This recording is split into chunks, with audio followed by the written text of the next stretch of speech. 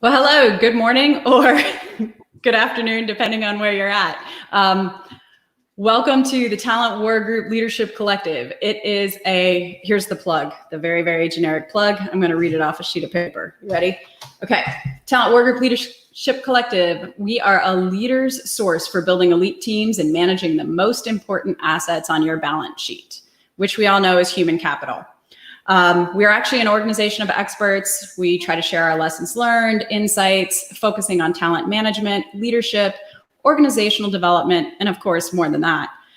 We rely on your growing support and wouldn't be here without you. Share, click, all that good stuff. But truthfully, as Jariko and I talk, the key is to making this an interesting discussion is ask questions in the chat. Please, please, please ask questions in the chat. If you don't ask questions, then it's going to be whatever Jariko and I want to talk about, and we'll just keep yammering on until our time runs out. Today's episode is actually sponsored by the Talent War Group, a management consulting and executive search firm, and the Forge School located in Benton, Tennessee. The Forge School is a residential treatment center for teen boys ages 13 to 17. There are 24 beds, which are for short-term stays of 45 days and are an insurance reimbursement or private pay program. You can find out more information at their website, and our media team is going to go ahead and put that website and information up on this page. And you can find them on Instagram, Facebook, LinkedIn, or YouTube. So now for the critical part of this discussion, our guest today, Jariko. I would love to give you your intro, but I am very curious to see what you have to say with regards to introducing yourself. Well, introducing myself is a tall order. I'm a very complex man. Yeah, you just want me to give like a little bio here? Yeah, give me your 30-second spiel. Who are you? Cool. I'm Jariko Denman. I'm a retired Army Ranger. I spent 20 years in the Army, just over 15 of those in the 75th Ranger Regiment, and my last few teaching ROTC in St. John's University up in New York. Since separating from the military, or not separating, retiring from the military, I've been working in the film industry, producing, tech advising, consulting on TV, movies, commercials, video games, anything entertainment related. Yeah, I now live in Los Angeles, California, and that's what I do. That's how I keep the lights on. Awesome. Awesome. And I'm going to give a little bit of background, and we're already getting questions, which is fantastic. But a little bit of background, I've actually never talked to Jariko before, except on social media. So this is kind of exciting for me. It turns out we actually have a lot of the same friends and have talked to a lot of the same people over time, which I find extremely interesting because it's a small world, but it's not just the military world. And one of the reasons I really wanted to have Jariko on as a guest is when I first graduated from Ranger School, he was one of those who wasn't automatically negative or positive. And then throughout the 6 years since, he's been, again, we've never talked before, but he's more than willing to jump on social media and either give me support or not support. So it's really nice to have somebody you don't know who's real, but he also does it in such a manner where I don't take offense to it. So I'm looking forward to a very honest discussion. And the focus, of course, is with his experience, not only leadership, but how you transition all those skills, 20 years, and I think it was like 54 months of combat service, actual combat deployment time. How does that translate into corporate America? Because a lot of people who follow the Talent War Group, or even some of our clients, are former military service members, and they just don't know how to advertise what they did in a way that people can understand, and also maintaining some sense of humility. So I'm actually going to start off right away with Matthew Felial's question. On YouTube, he asked, is leadership the same in all sectors? The military must differ from civilian. So what are your thoughts on that? Military versus civilian leadership? Yeah, very, very, very different. I think the big thing I see in my realm, right? I mean, there are a lot of different realms of leadership and just business side things in the film industry, right? You have the production side, right, which is producers, studio executives, development people, people that market things. So something I've seen is in my realm, and I'll just narrow it down. Like the production side is just such a huge. It's like trying to take a bite of an everlasting gobstopper that is the size of a dump truck. It's like such a crazy animal that I don't even really understand yet. But I could talk the production side, like right when you're actually making a movie, and everybody is there. And for me, leadership is basically non-existent. What you see is rather than, and I don't mean that in that people are bad people. I mean that leadership isn't exactly needed so much as it is in the military, because accountability is just, you do your job or you're gone, right? There's show business, right? Not show friends. So you see, hey, this person does their job or they get fired. This person shows up on time with the systems that we have in place, or they're gone. And what I see with that is there's a lot of that old cliche of, we do this because that's how we've always done it, right? The systems and leadership that are involved with making a movie are pretty insanely lacking when you consider the amount of time, money, and energy that are put into these things. But and kind of a theme when I talk about people that are leaving the military and wanting to get into the film industry, the but is that's how they do it, right? And I've learned to inject myself and use my leadership in ways that are maybe non-traditional, but they're also not doing this, 2 eyes, 2 ears, 1 mouth. So when you get there, and when I've gotten there, I'm like, noted. When I'm in this position, I'm going to do this differently. That's not to say I don't offer some different ways of doing things, but to answer the question, leadership is an exception, not a rule, in my realm, which is it's just a different world. So that answers the question. I've had an interesting experience because I went to cadet basic training in 1996. I'm a West Point grad, was commissioned in 2000, and had a break-in service. So I'm significantly behind my peers because for 5 years I was sitting on the couch eating bonbons. What I learned in the civilian world is it is almost coercive leadership versus that direct leadership that we had in the military. As a platoon leader, like it or not, what you say goes, even though it might not always be the best decision. And in corporate America, everyone has a say. There's plenty of people that'll push back, and there's plenty of people who are smarter than you, been in the industry longer. They can do some recommendations. So in corporate America, I learned that not everybody's an alpha. Not everybody has the same goals. Not everybody is mission first, goal driven. You have your betas, you have your people who just want to be technical experts. You have your people who just want to answer the phone. They just want to do their job. So I had to learn how to lead differently, significantly differently.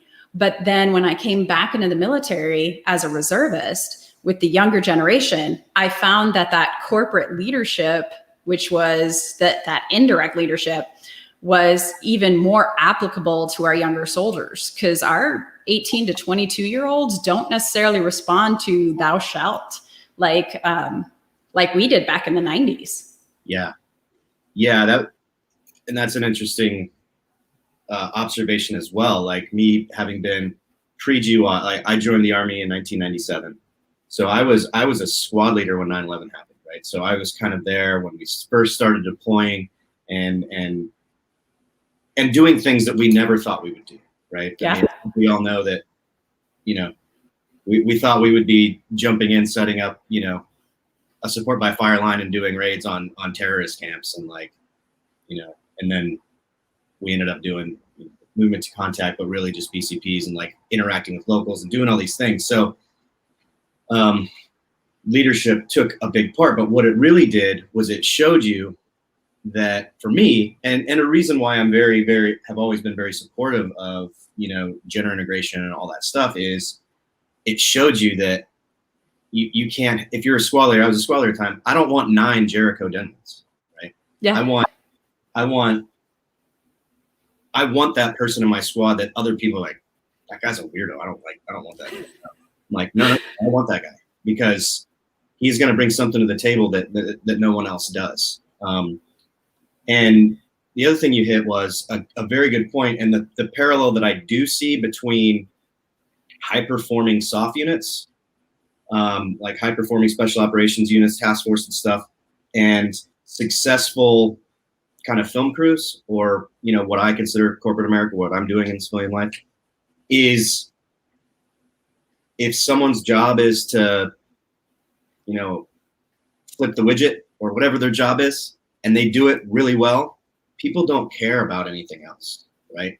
It's not like in the Ranger Regiment or maybe the Marines, where every Marine's a rifleman, every Ranger has these things. It's like, hey, if your job is to change tires and you look like a weirdo and you have a beer belly and you have bad breath, but you change tires better than anyone else, you're gonna get hired to change tires, right? Yeah. And it is a mental switch that when you come out of the military to get over all those extraneous things that we have in our heads as members of the military, that in the Army or wherever, we're always thinking about contingencies and like, oh, she may be able to do her intel analyst stuff, but what if the camp gets overrun and we have to E&E 700 miles? Like, that's not going to happen, bro. But also, so it is just like playing into people's strengths and letting them do their jobs. And again, in the civilian sector, if you don't do your job, you get fired. So that is where a lot of the lack of leadership comes from, right? Leadership comes from if you don't pull your weight. But in the Army, you get somebody who doesn't know their left from the right. They're a part of the team. You got to make it work. Yeah. I guess it was a couple months ago now, we had someone on from the Army Talent Management Task Force out of the Pentagon. And it was very interesting to listen to how the Army really is going a little bit more towards corporate America. And part of me would love to see that Spec 6, that specialist who continues to be a subject matter expert, continue on. I'm sure you've seen it in your ranks, but that weapons squad guy who doesn't want to be the weapons squad leader, he's freaking fantastic on the 240. Why make him do anything else? Yeah, that is it. It's especially strange to me that we don't do that, given that we're basically the only professional standing Army in the world. Right. I remember when this was I was a private. We went to Germany in 99 or something, 98, I don't remember. And just interacting with the Fallschirmjägers, the German paratroopers that we did a little exchange and stuff. And this one guy's like, oh, I've been in the Army for 5 years. We're like, what do you do? He's like, I'm a machine gunner. We're like, do you get in trouble or something? He's like, yeah. no, I just like being machine gunner. We're like, oh shit, yeah, that's amazing. Makes sense. Yeah. And my dad, when I was a kid, my dad was a Spec 6. He was a medic in Ranger Battalion, and it was like, he wasn't in charge of anyone. He was a medic, so why make him a staff sergeant and give him all these extraneous duties when you just want a medic, right? Right. And you want a good medic at that. Yeah. And I think that is something that, like I said, the very high performing soft units do. You go and you see, oh, my 50 cal broke. All right, take it over to Bud, and their Bud's over there with like a cigar. He's like fat and like, God, how are you alive, Bud? But he fixes your 50 cal in like 2 seconds, and no one in the team cares that he's a slob because he does his job like an expert. Yeah. I'm going to go to another question. This one's kind of long, so I'm going to abbreviate it a little bit. It's from Jarek Carson. He's a doctoral candidate. He's 20 years of service, and he was told that his Army experience wouldn't really transition very well. But after a year, he was able to reduce attrition from 40% to 10%, and then started a monthly evaluation system. His question is, do you feel that most organizations fail at developing leaders because they fail to define what is leadership and set expectations? I don't know if you have an answer to this. I can tell you that I think leadership is one of those ambiguous words, and it completely pisses me off that people throw it around like they do, because at least in the Army, you have that junior soldier who is one of the key leaders in your units because everybody listens to him. Mm-hmm. So I guess, what's your thoughts on organizations failing to develop leaders? I think that sometimes, like you said, I don't like the word leadership either. I don't like the word professionalism either. Those are like my 2 words where I'm like, because for me, leadership means, at the end of the day, like, is your company doing, or is your unit, your company, or whatever, are they accomplishing their end state? Are they finishing their tasks, right? And if they're not, why?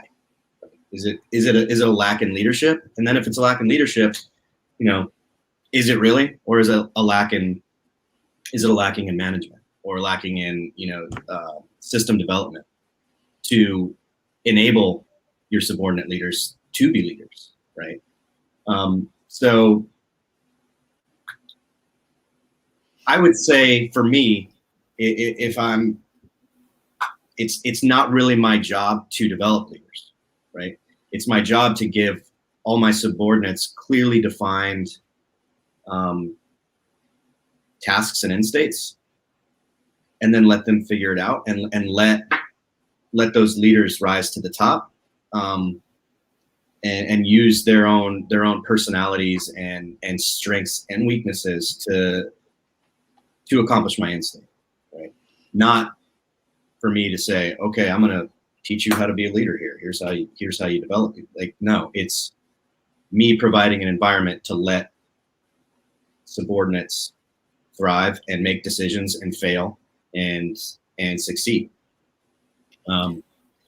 So I can't speak to what most organizations do, but I think if you are going into a problem and saying, let's develop leaders, I think you're already failing.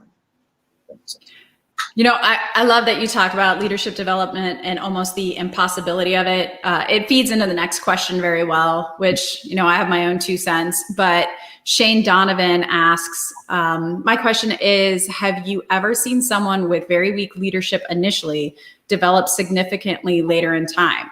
So starting from very little, and then what little steps would you recommend?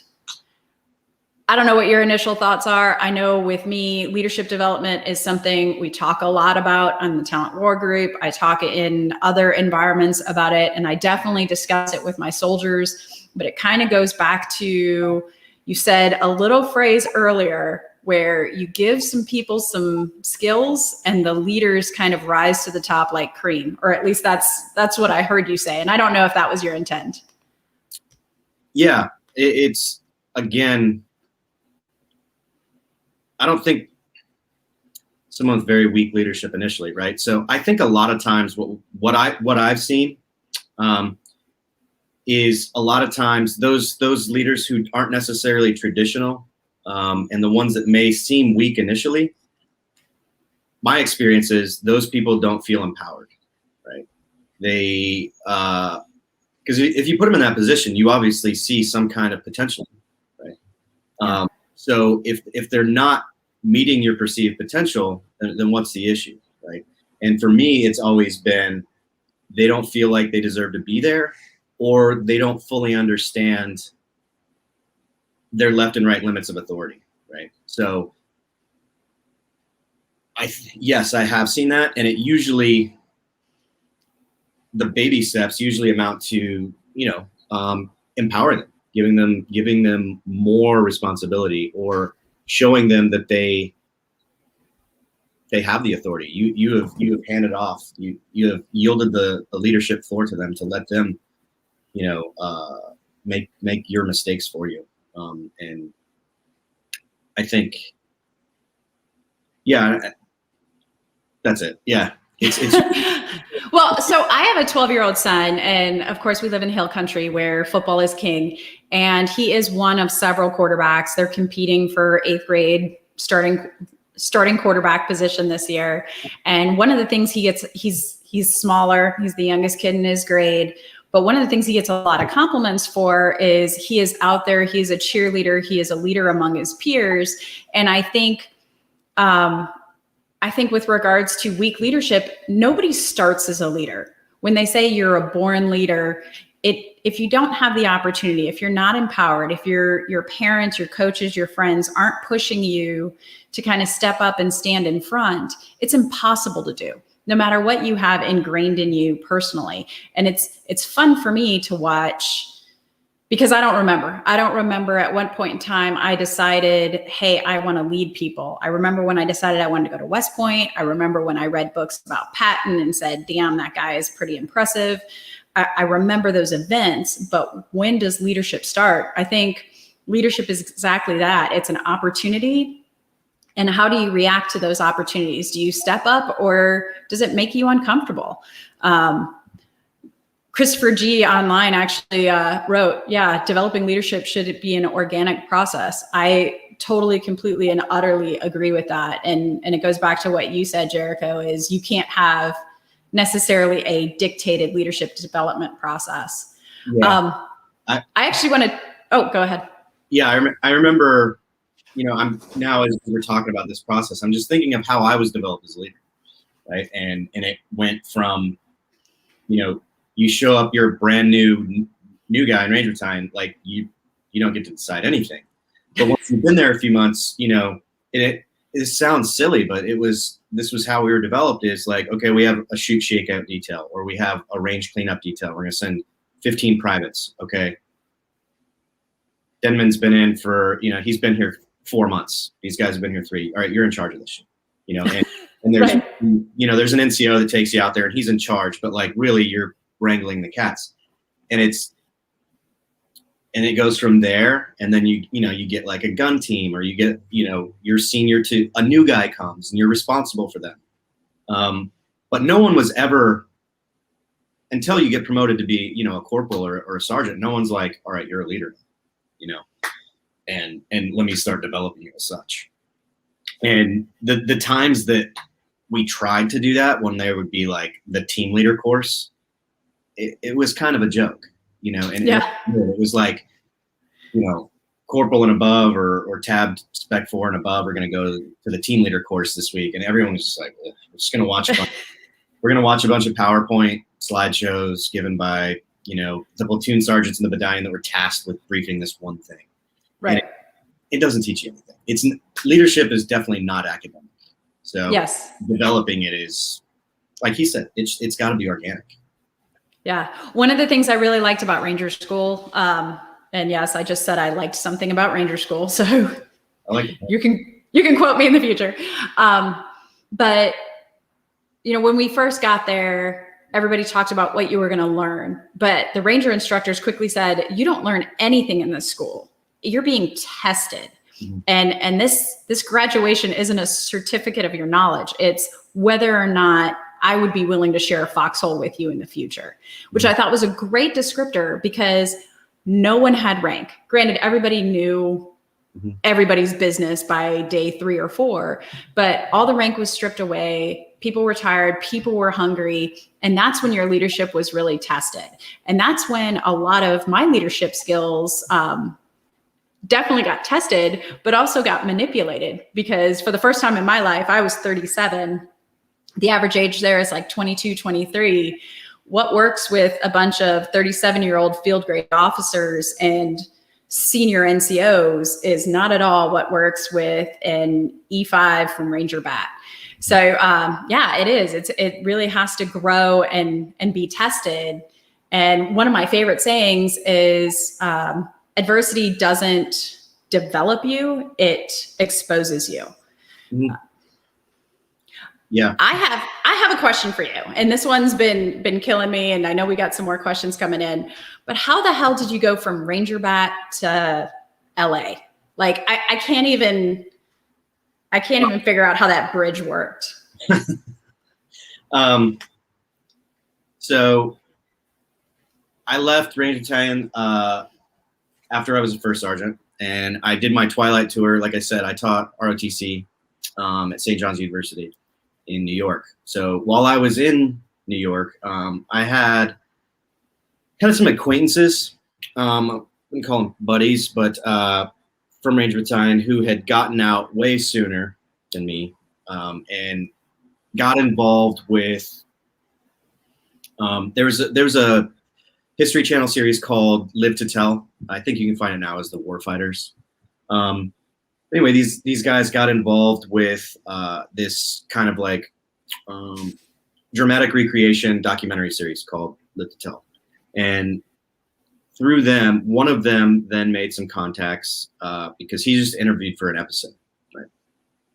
Well, then a series called The Long Road Home. I don't know if you ever watched that. It was about Iraq in 2004. So that was in development, and one of these guys got noticed and got pulled and hired to do that. Well, while I was in New York, they were doing like a little publicity tour for the Warfighters, or Live to Tell.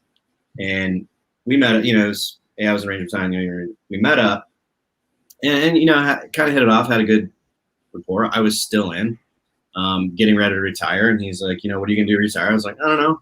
I'm gonna travel and, mess around. I don't really have any like dark, deep-seated desire, like hit the ground running. I'm gonna, mess around for a while. And okay. And then a few months later, I'm like literally right about to retire. He's like, hey, we need someone else. Like this, I'm kind of in over my head here a little bit, because that series was about Iraq in 2004. It was about the first Cav, Solder City. And this guy, he got hired, and he'd been, his tracer limit was E6 Ranger Battalion doing, TST rates. He wasn't super well versed in everything. So I went to kind of help out, and I was like, oh, this will be a fun experience. Like, yeah, it'll be cool. And I went, and I kind of, I was like a duck in water, or fish in water, or however that saying goes. And I was supposed to do 2 or 3 weeks of pre-production, just helping props and wardrobe and all that. And then they kept me on for the run of the show. And, I got done with that and was like, that was cool. I could do that. But also, you really recognize that my space is very, very saturated. And it was more so saturated at the time. But but I looked at it, and I took a look at the operating environment, and I was like, it's saturated with, and I don't mean this in a derogatory way, but it's saturated with SEALs, with Navy guys. And, not to take it, I'm not a like SEAL hater. Like everybody has their jokes or whatever, but I was like, okay, well, there is a niche here that needs to be filled. Right. And if I can just get myself known, I'm going to be different. So yeah, it won't be saturated, because I will be something different. And that's kind of what I did. I was like, well, I don't know what I want to do. So while I'm waiting, I'm going to kind of go all in on this. And, LA is where movies get made. So I moved here, and had no clue how to network or get anything done. But I just kind of did what came natural. It was organic. I was just honest with people, started making calls, calling around. And, after I was here for a little bit, a friend of the friend who got me that first job needed help on something, went work that, showed my worth. And then, calls started to come in and 6 degrees to Kevin Bacon, and I got another job and this and that. So that's kind of how I ended up here, was, moving to LA and burning the ships kind of. Yeah. So I want to pull out a couple of things that you actually said that are directly in the talent war group wheelhouse with regards to recruiting and retaining talent. The first one you said that I really liked is there was a random opportunity. There really was. It wasn't something you were necessarily looking for, and you didn't necessarily jump at it, but you didn't close the door before it was opened. Mm-hmm. One of my favorite authors is Malcolm Gladwell, just because he puts things in such a way that I can comprehend easily. I'm not always the sharpest knife in the drawer. But he talks about in his book, Outliers, how some of our greats in our history aren't great because they were all that great. It was being at the right place at the right time and noticing that opportunity and then grabbing onto it. So the first thing you said was just taking the opportunity, taking the risk. But then the second thing you said is one of my favorite pieces of advice to give people, whether they're going to be, again, I have a lot of women coming to me asking about career and where they need to go. And whether you're going to be a stay-at-home mom, or you're going to be a professional soldier, or you're going to be an executive, or you want to be a dozer driver for the Department of Transportation, being all in is step one. Like, you're never going to succeed in any environment unless you say, all right, to hell with it. I'm moving to LA. I'm going to take this job. If it works, it doesn't. I mean, we do have to have safety nets to some degree, but those are measured risks. I'm lucky. I've got a husband that's got a good job. So when I quit my normal 9-to-5 and went into this keynote speaking and podcasting and consulting business, I did have a backfall, but it sounds like you didn't, and you just completely threw your ruck into the ring. Yeah, I mean, I did and I did. I mean, I retired, right? So yeah. I'm always going to have enough money to have a roof over my head and to eat top ramen, So, but that being said, I didn't, right? I don't make enough money to live off a pension, 20-year pension, to live comfortably in Los Angeles. Like it was, like, I can live comfortably in West Virginia, Yeah. So yeah, that is important. Just my kind of ethos in this business has been say yes, right? Say yes, then figure it out. Yeah. So, and the other thing I tell people is in regard to, people separating from service that want to get into my industry is, and I wrote about it in that article that just came out for Black Riot. It's kind of the first time I've put together all my lessons learned in this industry in one place, and just kind of answered all the questions that I always get asked. And there are safety nets though for people that are separating from service and want to get into my industry, right? And if you didn't do 20 years as someone in the special operations community or in combat arms, to where you're going to have that, like, you look perfect on paper to be a tech advisor, right? There are ways, right? You have your GI Bill, go to film school. You have your GI Bill, go to, learn management so you can run a production office, right? There are so many ways to get into this industry the way I did. You just have to put yourself in a position to do it, right? And that is getting a foot in the door, even if it's not a foot that is necessarily in line with what you want to do someday. But it's like you also said about no one who is great was like, I'm setting out to do this great thing and it's just going to go as planned, right? Right.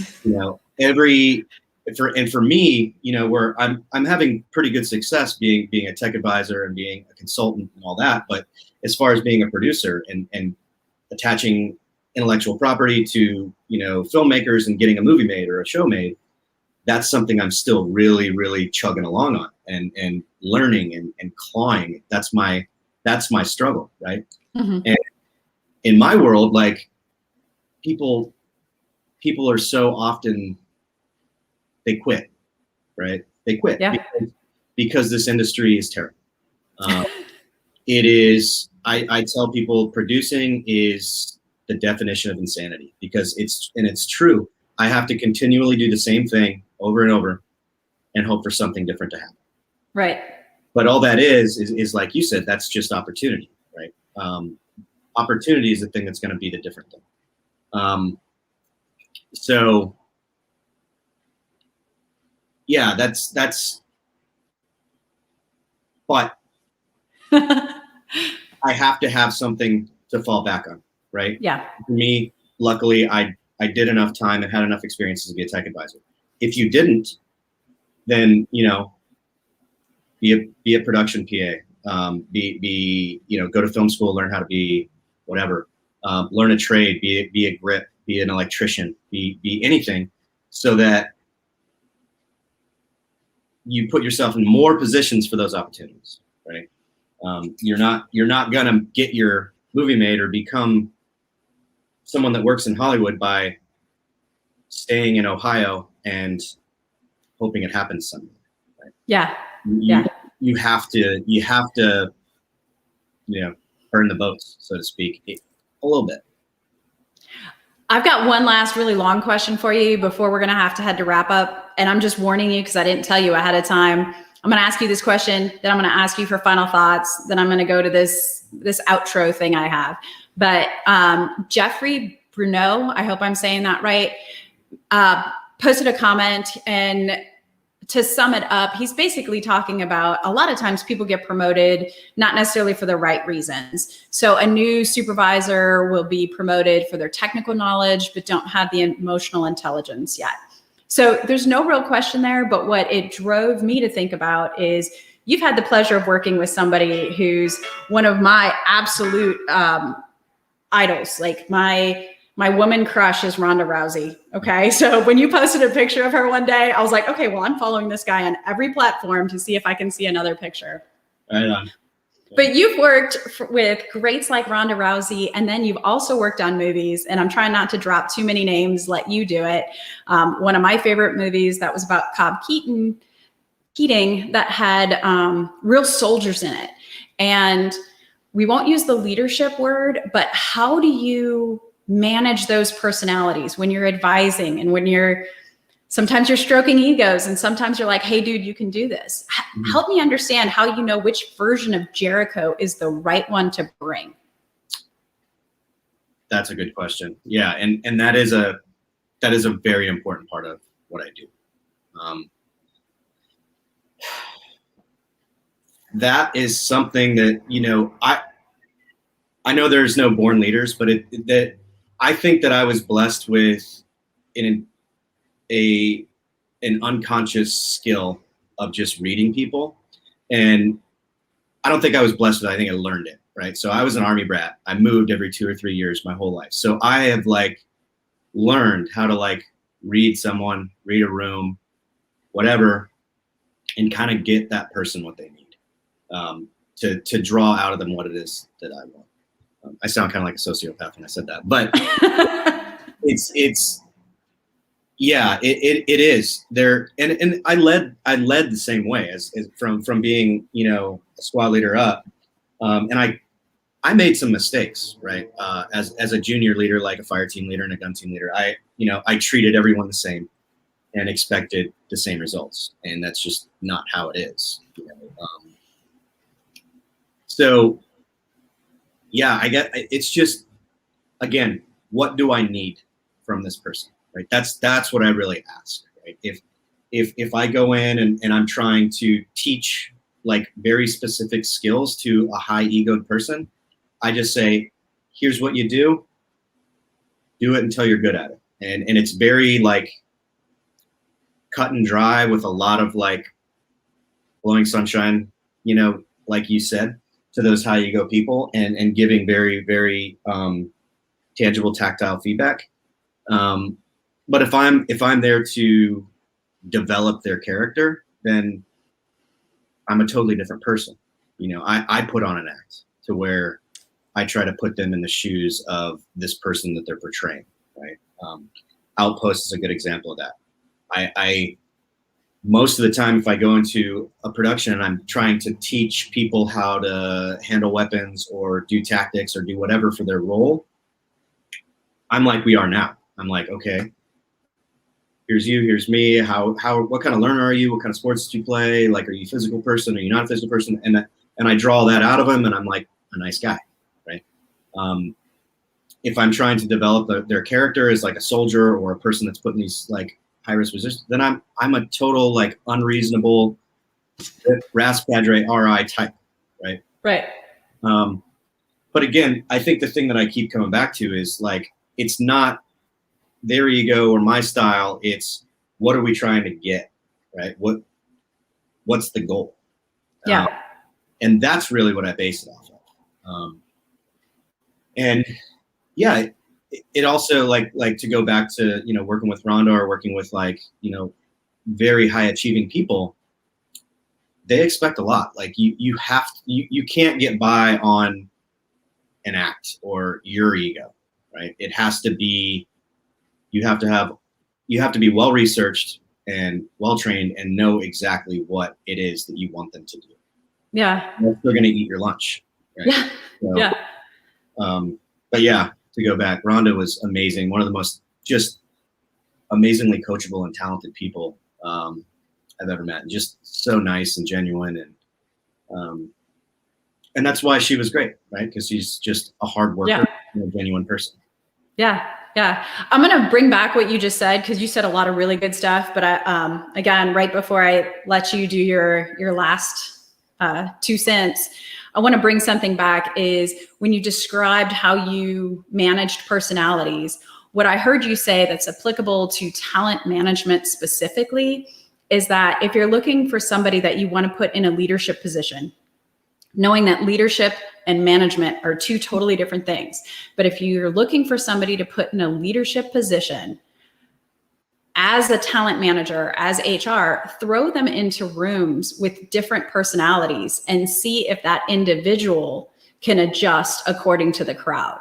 Because that's what I heard you say your skill set really is. It's all versions of Jariko, but it is a version of you. I love the movie Hitch with Will Smith. At one point in time in the movie, he says, when you go out on a date, they want to see the real you, just not the whole you. Mm-hmm. So I think that's kind of what you're doing. So before we cut this out, did you have any last things you want to say? And for anybody listening, please follow Jariko. His posts are all over the map, literally the physical map, the political map, the personal map. I mean, all over the place. I love following you because I never know what I'm going to get next. And what are your final words, sir? I think in terms of like leadership or transition or trying to start a new venture in life or leading your team, the thing that I always come back to, and I think what brought me success, is just being genuine. Like, it sounds cliche, but the older I get and the more experience I get, I start to just see that cliches are true. That's why they're right.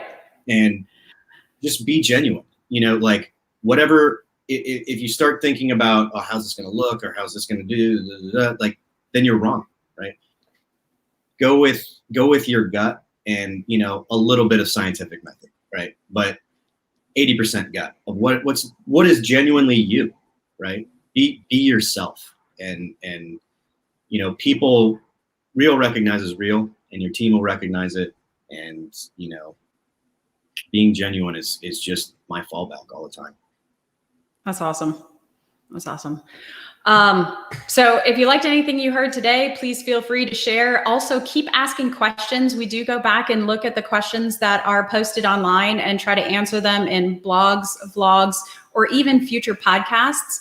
Our next session is next week, Wednesday, July 21st. It's at 12 p.m. Central Time, called Establishing culture as a catalyst for talent. The host is going to actually be the CEO of Talent War Group, Mike Sorelli. He is one of those Navy SEALs that we were tongue-in-cheek talking about earlier. He's also going to be co-hosting with the Director of Sales, Dan Bradley. You will better be able to understand how to establish, cultivate, and develop a culture in a company of any size, as well as know how that culture attracts or repels top talent. So our final comments for today: I really appreciate you joining us. Follow us on LinkedIn, Instagram, Twitter, Facebook. Some of you are following us on YouTube right now. Share our posts, share out our information. Also, we're going to start including a fillable form so that you can ask your questions better moving forward, and we can answer whatever it is that is on your leadership or talent management mind. Again, Jariko, thanks for joining us, and everybody enjoy your Tuesday. Pleasure.